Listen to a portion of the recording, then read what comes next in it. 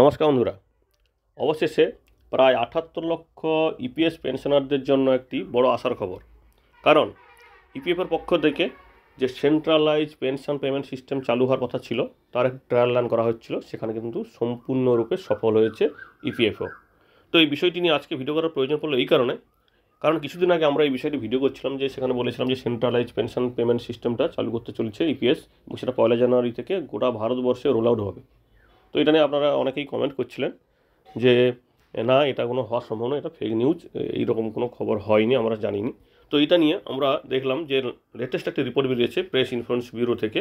সেখানে কিন্তু বিষয়টি বলা হয়েছে যে সম্পূর্ণরূপে সাকসেসফুল হয়েছে এই ট্রায়াল রান, যেটা করা হয়েছিল প্রায় 49,000 ইপিএস 95 পেনশনারদের জন্য। এবং সেটা কোথায় করা হয়েছিল? জম্মু, শ্রীনগর এবং কার্নাল রিজিয়নে, এবং সেটা অক্টোবর মাসের পেনশন দেওয়ার জন্য। তো এই বিষয়টি টুইট করে জানিয়েছেন মাননীয় মন্ত্রী মনসুখ মান্ডব্য।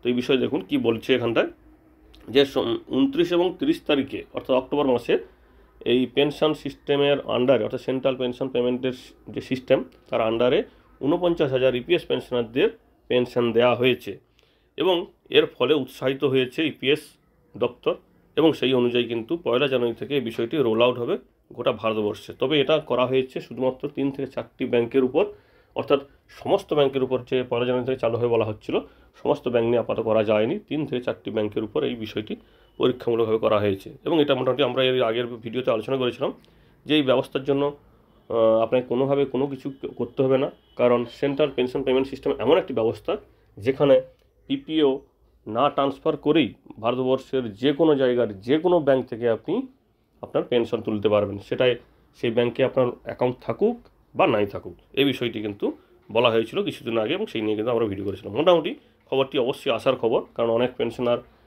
অবশ্যই এই দিকে তাকিয়ে আছে। তবে হ্যাঁ, সেই সঙ্গে অবশ্যই পেনশনারদের যে আরও দাবিগুলো আছে সেগুলো যদি নিয়ে একটু ভাবে ভারত সরকার বা ইপিএস দপ্তর, সেটা অবশ্যই কিন্তু ভালো হয়।